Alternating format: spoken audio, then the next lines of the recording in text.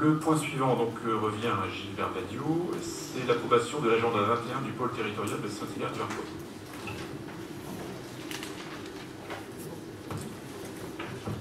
Merci.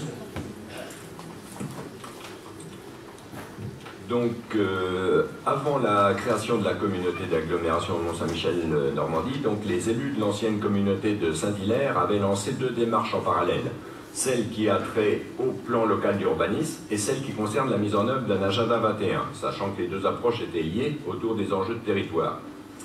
Le PLU de Saint-Hilaire a vu son projet arrêté récemment par le conseil d'agglo. Il convient désormais de faire la même chose avec l'agenda 21. Quand bien même cet agenda 21 ne s'appliquera bien sûr que sur une partie du nouvel espace communautaire, en l'occurrence le pôle territorial de Saint-Hilaire. Donc son objectif, c'était de mener une réflexion concertée sur le développement durable et de faire de cette démarche novatrice une opportunité pour élaborer le nouveau document d'urbanisme. Alors, vous savez tous ce que c'est qu'un agenda 21, mais le terme agenda renvoie aux actions à planifier et le chiffre 21 fait référence au XXIe siècle. L'agenda 21, l'objectif, c'est donc le développement du territoire à partir de ses atouts et dans la perspective de leur préservation, voire de leur renforcement pour les citoyens d'aujourd'hui, mais aussi pour les générations futures. Il doit prendre en compte également les points améliorés sur le territoire et suppose d'être envisagé avec la population et les acteurs locaux. Donc c'est un véritable projet de territoire qui est en jeu. Alors on le verra, c'est quelque chose qui je ne vais pas dire qui est redondant, parce que c'était sur le territoire de l'ancienne communauté de communes de Saint-Hilaire, mais c'est vrai qu'on va s'apercevoir après que c'est ce qui a été travaillé avec le projet de territoire de l'agglo aussi, et il y a quand même, évidemment, on n'a pas inventé l'eau chaude, les problématiques sont souvent un peu les mêmes. Donc les finalités essentielles des agendas locaux sont les suivantes, c'est la lutte contre le changement climatique, la préservation de la biodiversité, l'épanouissement de tous les êtres humains, la cohésion sociale et la solidarité entre les territoires et les générations, et les modes de production et de consommation responsables. Alors vous allez me dire, tout ça évidemment c'est évident et c'est de belles paroles, mais la démarche a été conduite en plusieurs étapes. D'abord un diagnostic de territoire partagé conjointement avec la démarche de PLUI qui a été menée de 2016 à mars 2017 au moyen notamment d'ateliers thématiques. Un forum citoyen qui s'est déroulé en mai 2017 pour informer, valider les enjeux identifiés et commencer à bâtir le programme d'action. Et par la suite, des rencontres avec les élus, avec les personnes publiques associées ont été organisées afin d'affiner le programme d'action.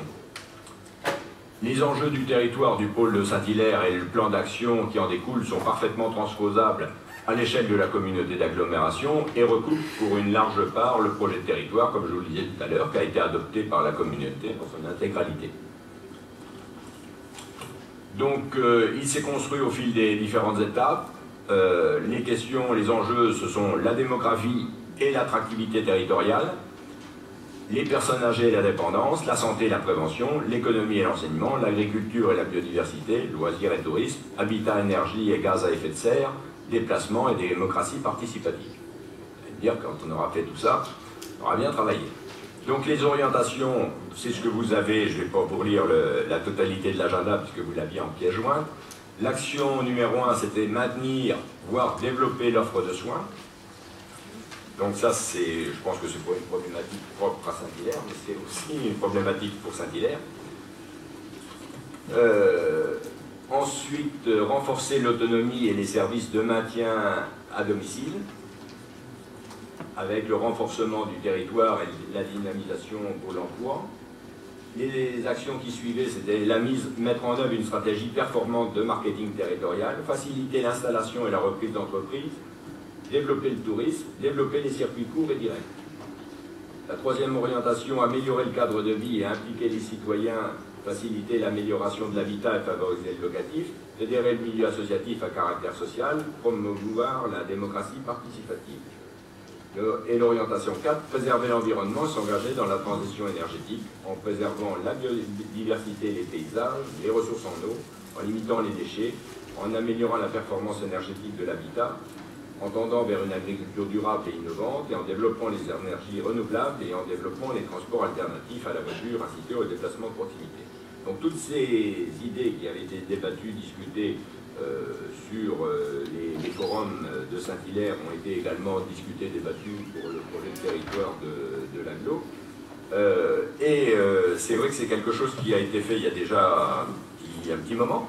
Et donc à la relecture hier, pour vous le présenter aujourd'hui, j'étais assez favorablement, pas surpris, mais satisfait quand même, parce que les grands mots, on peut toujours mettre des grands mots, et c'est sûr que tout ça, il faudrait qu'on aille dans ce sens-là, c'est évident, mais on se rend compte qu'il y a beaucoup de choses qui étaient dans les objectifs, dans les moyens d'atteindre les objectifs et qui sont quand même réalisés. C'est ce qu'on a fait avec l'OPA sur le secteur quand on parle de maintien à domicile pour les personnes plus âgées. C'est le fait de ramener des habitants et de trouver du logement parce qu'on sait que dans notre région, on est en zone de plein emploi et on cherche des salariés et quelquefois on a des difficultés à trouver des logements qualitatifs pour les avoir. C'est des choses qu'on travaille avec le PLUI actuellement, c'est quelque chose qu'on a travaillé avec l'OPA, avec les OPA copropriétés. Quand on parle de l'amélioration de la démographie, de l'attractivité territoriale, ça c'est quelque chose qui est travaillé au niveau aussi bien par le département que par l'agglo. Quand on parle de la santé et de maintenir, de développer l'offre de soins, c'est que quand on se bat, quand on travaille avec le GHT au niveau de l'hôpital, quand on travaille avec à la construction de maisons médicales, quand on fait venir des professionnels de santé, quand on essaie de leur donner toutes les possibilités de s'installer, et c'est ce qui a été fait même depuis cette époque-là, c'est des choses qui étaient écrites, mais c'est des choses que l'on réalise. Le développement du tourisme, qui est sur Saint-Hilaire, c'est plutôt le tourisme vert, avec les labels, avec les labellisations, avec le développement de l'itinérance. On avait l'an dernier le congrès national des stations vertes, et on voit que ça se développe, c'est quelque chose propre à Saint-Hilaire, puisque maintenant on va signer la charte à Ducé, on l'a fait à Saint-Jean-de-Thomas, Bressé travaille sur la question, Mortain et Pontorson étaient aussi. Donc on est tous un peu dans le même sens. Et à la limite, c'est un peu... au début, je regrettais que ce soit maintenant qu'on l'approuve, parce que ça faisait un certain temps, mais ça nous permet de voir que tout compte fait, c'était pas simplement des mots, c'était des mots à l'origine, mais c'est bien, on est bien sur tous les sujets sur lesquels on travaille tout au long de l'année, depuis plusieurs années, avant d'être en agglo et depuis que nous y sommes, et je pense que c'est des sujets sur lesquels on continuera à travailler. La limitation des déchets, tout simplement parce que au prix où ça nous coûtera, il faudra bien qu'on limite. La préservation des ressources en eau, la biodiversité, les paysages, c'est ce que vous travaillez de suite avec les chats. C'est vrai que toutes ces choses-là, l'amélioration de la performance énergétique, les OPA aussi font partie de ces choses-là. Toutes ces choses-là sont quand même des choses sur lesquelles on travaille aujourd'hui. Et je pense que c'est important de prendre l'engagement, sachant qu'on a quand même eu beaucoup de personnes qui sont venues, des chefs d'entreprise, des associatifs, un petit peu des gens du civil, si on peut dire, qui étaient présents pour discuter. Et je pense que la moindre des choses, après les avoir fait travailler, c'est de leur montrer qu'on a définitivement signé ce contrat-là, que j'espère on va pouvoir valider d'ici la fin de l'année, le PLU aussi qui va bien, qui va avec, les chartes de bocage et autres, et pour montrer qu'on va dans ce sens-là.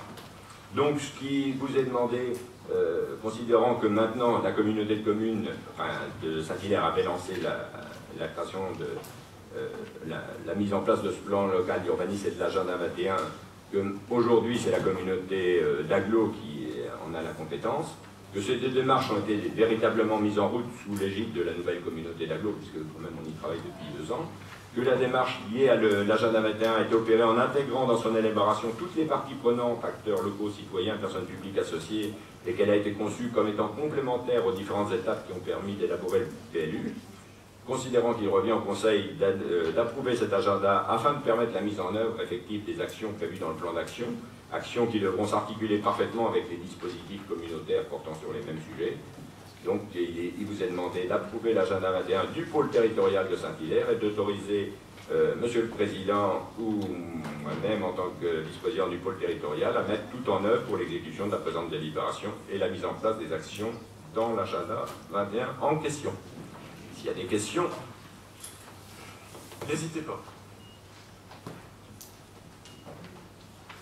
Donc je crois qu'il y en avait Saint-James avait fait avec son PLUI un agenda de terrain en commun. Et donc c'est vrai qu'on avait, quand on a lancé le PLUI sur Saint-Hilaire, on s'est un peu appuyé sur l'expérience de nos voisins et on a souhaité également faire les deux démarches. Et ce qui a permis de bien faire travailler toute la population. Je pense que c'était une bonne chose. Et en dehors des mots, je pense que c'est important, c'est vraiment les domaines qu'on travaille et qu'il faudra que vous continuiez de travailler l'année prochaine. Et les générations suivantes. Je serais tenté de dire que Et Mortin aussi, oui. Ce qui faisait l'originalité des agendas 21, ils avaient été portés par les communes, certaines communautés de communes, il y a maintenant 10 ans, ça remonte maintenant, est vraiment rentré dans l'ADN de nos collectivités. Les grandes questions, notamment liées à la gestion environnementale, qu'on retrouve dans les PLUI, comme tu le disais, aujourd'hui, c'est parfaitement inscrit dans toutes nos réflexions. On voit que ces démarches qui pouvaient sembler un peu originales à l'origine se sont traduites par des mises en application concrètes. Est-ce que vous avez des questions néanmoins, des remarques à faire avant que nous passions au vote pour l'approbation de cet agenda 21 du pôle territorial de Saint-Hilaire? Je ne vois pas de main se lever, donc tout est clair et que nous pourrons passer au vote.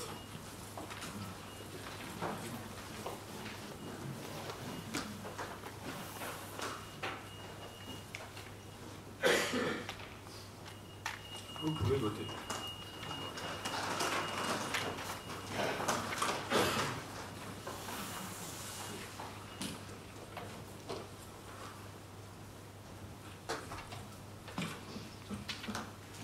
Donc 119 votes ont été reçus, 115 sont favorables, aucun vote défavorable, et par conséquent 4 votes qui sont des abstentions, donc l'approbation à la majorité. Je vous remercie.